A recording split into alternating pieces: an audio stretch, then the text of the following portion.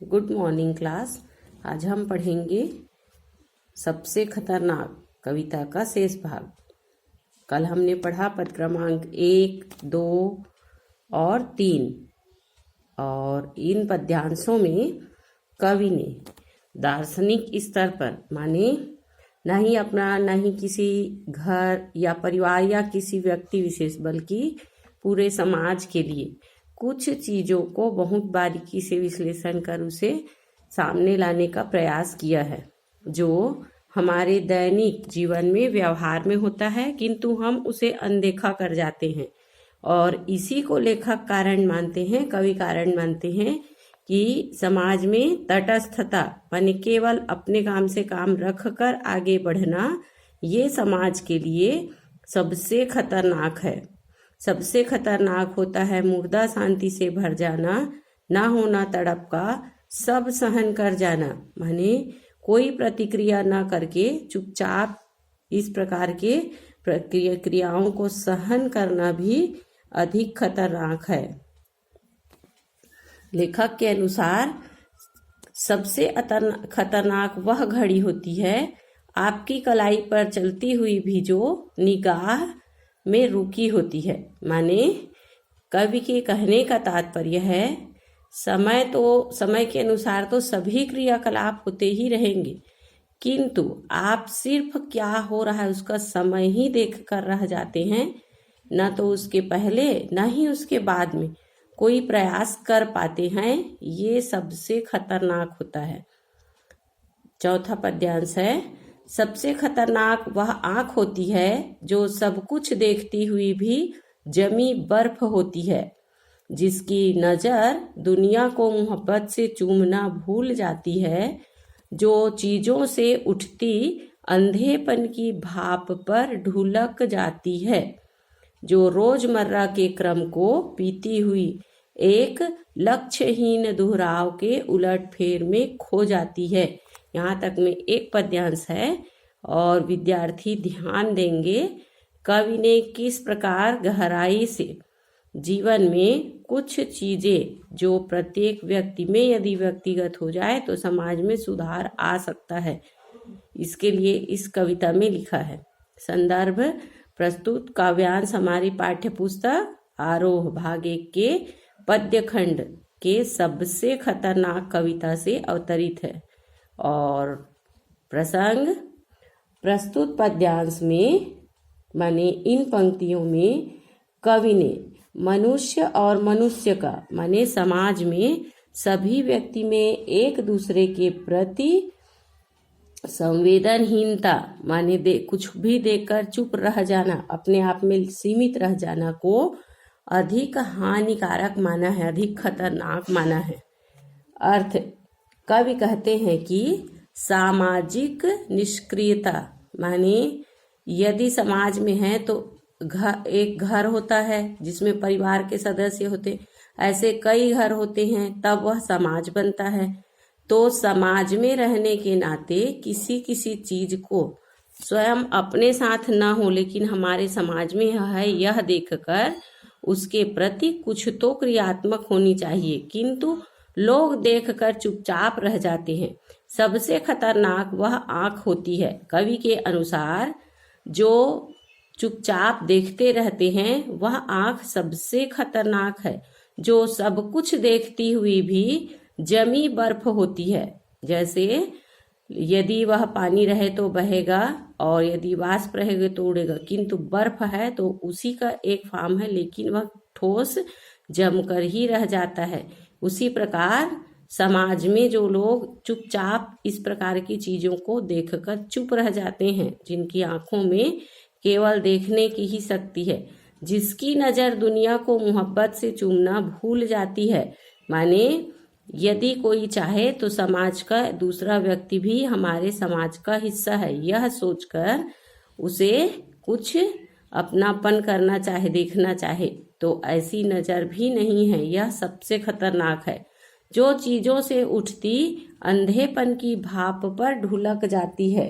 कवि कहते हैं किसी भी वस्तु को देखकर उसमें प्रेम सौंदर्य की भावना जो होती है केवल वहीं तक सीमित रह जाना अधिक खतरनाक है। अर्थात वस्तु के प्रति स्वार्थ होना, जो चीजें अपने लिए उपयोगी है या जिन चीजों का अपने ऊपर ही प्रभाव पड़ता है, ऐसी चीजों के प्रति ही सक्रिय रहना भी समाज के लिए अधिक खतरनाक है। जो रोजमर्रा के क्रम को पीती हुई एक लक्ष्यहीन दोहराव के उलटफेर में खो जाती है। कवि के अनुसार प्रत्येक व्यक्ति का एक निश्चित लक्ष्य होना चाहिए और रोजमर्रा माने दैनिक जीवन में किस प्रकार कोई अपने ही काम के लिए निकलते हैं, अपने ही लक्ष्य को प्राप्त करते हैं और वापस वहीं तक सीमित रह जाते हैं। रोजमर्रा के क्रम को पीती हुई माने अपनी दैनिक चर्या में ही जो सीमा में बंध कर रह जाते हैं, एक लक्ष्यहीन दोहराव के उलट फेर में खो जाती है। लक्ष्यहीन माने जिसका कोई उद्देश्य नहीं रहता, केवल स्वार्थ है, अपनापन अपने आप के लिए ही करने की जो हीन भावना होती है, दोहराव के उलट फेर में खो जाते हैं। क्योंकि ये क्रियाएं एक समय या एक दिन की नहीं है, तो समाज में इन क्रियाओं के प्रति वे यदि भावना यह रखें कि हमारा समाज सुधरेगा, इसके बजाय केवल अपनी दैनिक चर्या रखते हैं, तो इसका कोई लक्ष्य नहीं होता। एक बार फिर से अर्थ, कवि समाज में होने वाली विषमताओं का विरोध न करना को अधिक खतरनाक मानते हैं। ध्यान देंगे शब्दों पर। कवि किसको खतरनाक मानते हैं? समाज में होने वाली विषमताओं का विरोध न करना को अधिक खतरनाक मानते हैं। कवि कहते हैं, वह आंख बहुत खतरनाक होती है जो अपने सामने अन्याय को देखकर चुप रह जाती है, मानो जैसे वह जमी हुई बर्फ हो।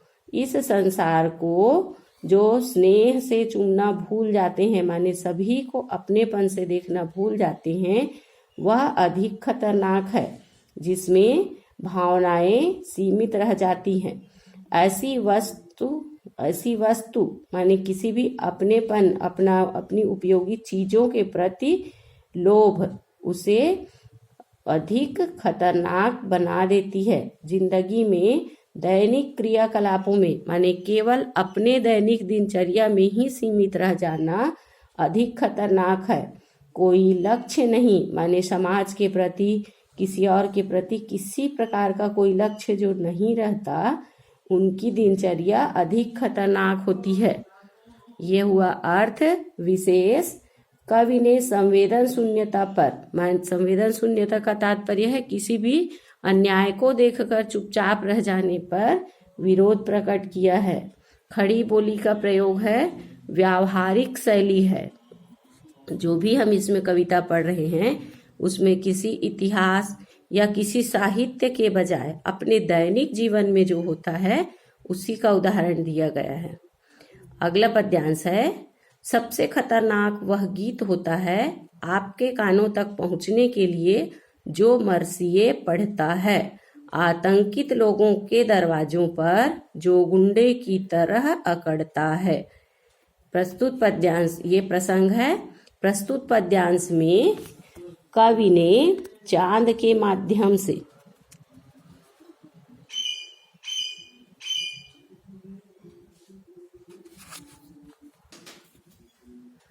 ध्यान देंगे, 5वें पद्यांश में है, सबसे खतरनाक वह चांद होता है जो हर हत्याकांड के बाद वीरान हुए आंगनों में चढ़ता है, पर उसकी आंखों में मिर्चों की तरह नहीं गड़ता है। ये 4 लाइन है। अगला पद्यांश कौन सा? सबसे खतरनाक वह चांद होता है जो हर हत्याकांड के बाद वीरान हुए आंगनों में चढ़ता है, पर उसकी आंखों में मिर्चों की तरह नहीं गड़ता है। इसमें प्रसंग है, कवि चांद के माध्यम से उस खौफनाक स्थिति माने दर्दनाक स्थिति जो विषम परिस्थितियां हैं उनकी ओर इशारा किया है और उनसे सामना करने का संकल्प लेने का इशारा किया है। अर्थ, कवि कहते हैं सबसे खतरनाक वह चांद होता है क्योंकि प्रकृति सदैव जागृत होती है। यदि दिन में सूर्य है तो रात्रि में चंद्रमा। तो कवि कहते हैं चाहे कभी भी किसी भी समय कोई घटना घटे, या तो सूर्य या चांद होगा ही होगा। और अधिकांश इस प्रकार की क्रियाएं जो निष्क्रियात्मक क्रियाएं होती हैं, निगेटिव, ये रात्रि में होता है। इसलिए कवि कहते हैं सबसे खतरनाक वह चांद होता है जो हर हत्याकांड के बाद, माने हर इस प्रकार के आपराधिक कार्यों के बाद, अब चांद तो अपने जगह में ही है, चाहे वह अपराध 12 बजे हो रहा है, 4 बजे हो रहा है, तो कवि उसी को कहते हैं हर हत्याकांड के बाद वीरान हुए आंगनों में चढ़ता है। माने उस आंगन में यदि कोई देखने वाला ना देखे, आने जाने वाला ना है, हत्या करने वाला हत्या करके चला जाए, जिसकी हत्या हुई है वह पड़ा रहे, किंतु चांद वहीं पर है। तो कवि प्रकृति को साक्षी रखते हुए कहते हैं पर आपकी आंखों को मिर्चों की तरह नहीं गड़ता। माने केवल देखकर उसमें हामी भर देना कि हाँ इस समय ऐसा हुआ है, क्या यह नहीं लगता कि हमें इसका विरोध करना चाहिए। मिर्चों की तरह गणना ये क्षेत्रीय भाषा है। क्षेत्रीय भाषा में जैसे कुछ चीज का बहुत विरोध करना हो, मन में चिढ़ हो, उसके लिए बोला जाता है आंखों में मिर्चों की तरह गणना। क्या चीज का गणना? कि इस प्रकार क्रियाकलाप हो रहा है, हत्याकांड हो रहा है और उसका कोई विरोध नहीं कर पा रहे हैं। विशेष इसमें भी व्यावहारिक शब्दों का प्रयोग है। सांकेतिक अर्थ है, किसका संकेत है? चांद है और समय है, चांद समय का प्रतीक बताया गया है। और मिर्च की तरह गणना, इस प्रकार के क्षेत्रीय भाषा का प्रयोग है। अब है अगला पद्यांश। सबसे खतरनाक वह गीत होता है आपके कानों तक पहुंचने के लिए जो मरसिए पढ़ता है, आतंकित लोगों के दरवाजों पर जो गुंडे की तरह अकड़ता है। इसमें प्रसंग है, मरसिए माने होता है बहुत दुख, माने करुण भरी कविता। तो जैसे किसी जगह में किसी की मृत्यु हुई है तो दूर दूर तक सुनकर उसकी आवाज लोग यह समझ जाएं कि यहाँ दुख का काम हो रहा है, उसके लिए जो कविता पढ़ी जाती है उसको कहा जाता है मरसिए। इसमें प्रसंग है, कवि के अनुसार मरसिए का गीत पढ़ना माने करुण रस को अधिक पढ़ना व्यक्ति में उत्साह के जगह भय पैदा करना, यह अधिक खतरनाक है। अर्थ, कवि कहते हैं सबसे खतरनाक वह गीत होता है, माने यदि किसी कारणवश किसी के यहाँ इस प्रकार का दुख का समय आ जाए, उससे भी खतरनाक वह होता है करुण रस भरे वह गीत, माने जो आपके कानों तक पहुँचने के लिए मरसिए पढ़ता है। जो इस कविता को पढ़ता है उसको मरसिए कहा जाता है। बहुत दुख भरी आवाज होती है। तो एक तो उसके घर तो दुख आया ही है, दुख का कारण ही है, किंतु आपके कानों तक पहुंचे माने निश्चित ही दूर तक लोग सुनकर जान जाए, सोचकर जो जोर से वह गीत को पढ़ रहा है वह अधिक खतरनाक माना गया है। आतंकित लोगों के दरवाजों पर जो गुंडे की तरह अकड़ता है, माने कवि कहते हैं आतंकित जो आज के समय में आतंक मचाए हुए लोग हैं और आतंक से ग्रसित लोग हैं, तो गुंडे की तरह अकड़ता है। कितना भी समाज में इस प्रकार की क्रियाएं हो जाए, लोग उसके बारे में बता दे और उसका परिणाम भी निश्चित ही दिखता है कि कोई जो इस प्रकार की निष्क्रिय क्रियाएं करते हैं, तो गुंडे की तरह अकड़ना से तात्पर्य है इस प्रकार की क्रियाकलाप को करने वाला व्यक्ति फिर भी सीना तान के यह कहता है कि इस प्रकार हमने किया।